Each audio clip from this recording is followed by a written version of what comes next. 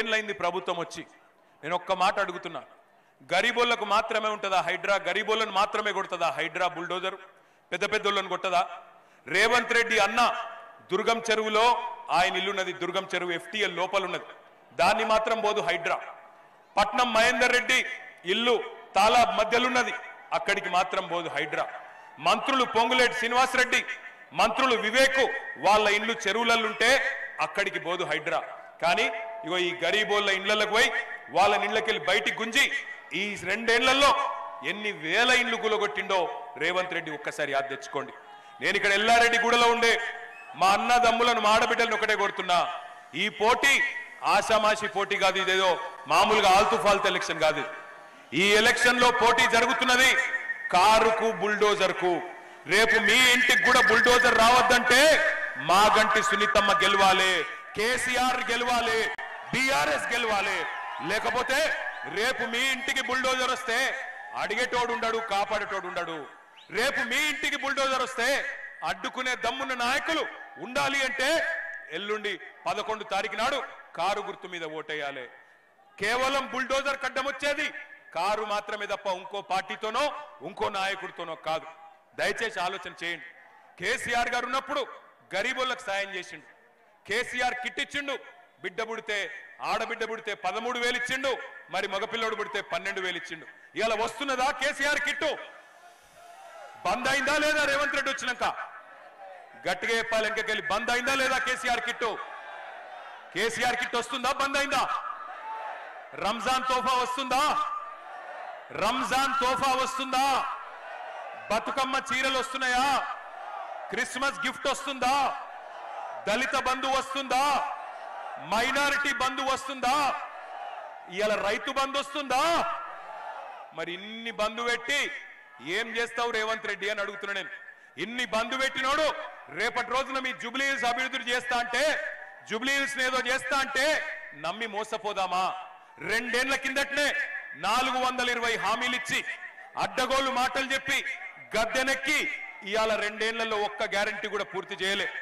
ఏమన్నంటే free bus చేసిన కదా అంటాడు. నేను ఒక్క మాట అడుగుతున్నా, ఫ్రీ బస్సు అంటే మహిళలకేమో ఫ్రీ బస్సు, ఇంట్లో ఉండే మహిళకు ఫ్రీ బస్సు, మరి ఇంట్లో ఉండే మగ ఆయనకు డబుల్ టికెట్. ఇక అదేం ఫ్రీ బస్సు పాడైంది? మొగళ్ళకేమో డబుల్ టికెట్, డబుల్ రేటు. అదే మళ్ళీ మహిళకు ఫ్రీ అట. అంటే కుడి చేత్తో ఇచ్చుడు, ఎడమ చేత్తో తీసుకున్నాడు, అది ఎట్లా ఫ్రీ అవుతుంది? ఆలోచించండి. ఇంకొక మాట కూడా నేను అడుగుతున్నా, కేసీఆర్ గారు ఉన్నప్పుడు హైదరాబాద్ లో ప్రతి బస్తీలో, ప్రతి ఇంటిలో, ప్రతి అపార్ట్మెంట్ లో 20,000 లీటర్లు ఉచితంగా మంచినీళ్ళు ఇచ్చిండు. ఇవాళ అదే మంచినీటికి రేవంత్ రెడ్డి ప్రభుత్వం వచ్చినాక బిల్లులు వస్తున్నాయా లేవా? బిల్లులు వస్తున్నాయా లేవా? వస్తున్నాయా లేవా? వస్తున్నాయి. మీకు తెలియదు, GHMC అయిపోగానే ఒక్కొక్కరికి వేల రూపాయల బిల్లులేసి మళ్ళొక్కసారి ఉచిత మంచినీటి పథకాన్ని రద్దు చేసే ప్రయత్నం చేస్తున్నాడు రేవంత్ రెడ్డి. ఆలోచించండి. నేను ఇక్కడికి ఇచ్చేసిన మా ఆడబిడ్డల్ని, అన్నదమ్ముల్ని కోరేది ఒకటే, ఈ పోటీ ఏదో ఆషామాషి పోటీ కాదు. ఈ ఎన్నిక 4 కోట్ల మంది తెలంగాణ ప్రజలు జూబ్లీ హిల్స్ దిక్కే చూస్తున్నారు. 4 లక్షల మంది ఓటర్లు ఉన్నారు జూబ్లీ హిల్స్ లో. మీ 4 లక్షల మందికి 4 కోట్ల మంది తరపున తీర్పునిచ్చే ఒక అవకాశం వచ్చింది. 10 ఏళ్ల అభివృద్ధికి 2 ఏళ్ల అరాచకానికి మధ్యన జరుగుతున్న పోటీ ఇది.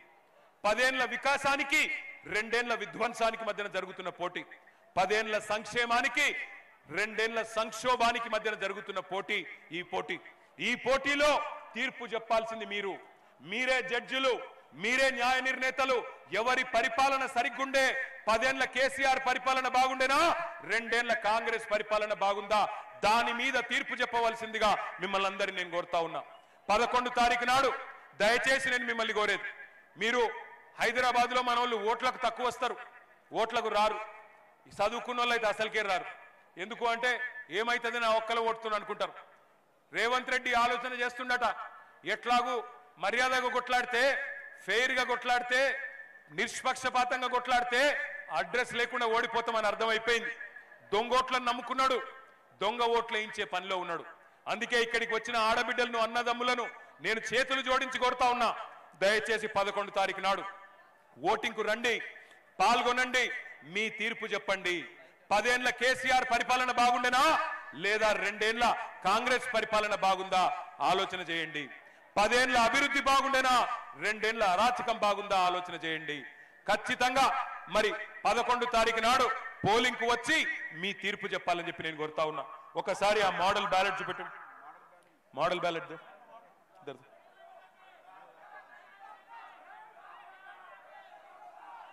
ఇగో బ్యాలెట్ ఇట్లా ఉంటది. 4 డబ్బాలు ఉన్నాయి. ఆ 4 ఇట్లా మొదటి బ్యాలెట్ల మొదటి ఈవీఎం లో 3వ నంబర్లో కారు గుర్తున్నది. మాగంటి సునీత గోపీనాథ్ గారి కారు గుర్తున్నది. तीसरे नंबर पे है कार, तीसरे नंबर पे है कार, थोड़ा कस के बोलना, बाकी सब बेकार. तीसरे नंबर पे है कार. వినబడతలేదు. రేవంత్ రెడ్డి పక్కన రేమత్ నగర్ ఉన్నాడు, గట్టిగా వినబడాలి. तीसरे नंबर पे है कार. వెనకకెళ్ళి సౌండ్ వస్తలేదు. तीसरे नंबर पे है कार. 3వ నంబర్ మీద కారు ఉన్నది, మిగతా అన్ని బేకారు.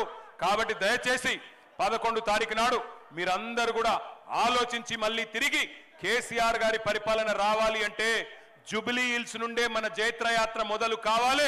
జూబ్లీ హిల్స్ లో మీరిచ్చే మెజారిటీతో కాంగ్రెస్ కు మైండ్ బ్లాంక్ అయి దిమ్మ తిరిగే విధంగా కుర్చీ మడత పెట్టి ఏం చేయాలో మీకు తెలుసుగా. జై తెలంగాణ, జై తెలంగాణ.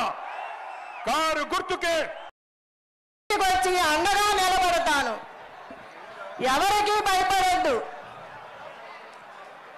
ఎలాంటి ఆపద వచ్చినా ధైర్యంగా నిలబడతాను. ఈ సునీతమ్మ మీకు అండగా ఉంటుంది. మన కేటీఆర్ అన్న ఉన్నారు, కేసీఆర్ గారు ఉన్నారు, మా ఇంటి బిడ్డగా విష్ణువర్ధన ఉన్నారు.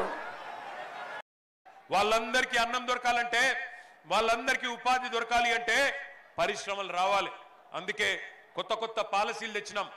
IT policy, electronic policy, power policy, ఒక్కొక్కటిగా యాపిల్, గూగుల్, అమెజాన్, ఫాక్స్కాన్ పెద్ద పెద్ద పరిశ్రమల్ని హైదరాబాద్ కి దేశ విదేశాలు తిరిగి పెట్టుబడులు పట్టుకొచ్చి 3 లక్షలుండే ఐటీ ఉద్యోగులు తెలంగాణ వచ్చినాడు హైదరాబాద్ లో.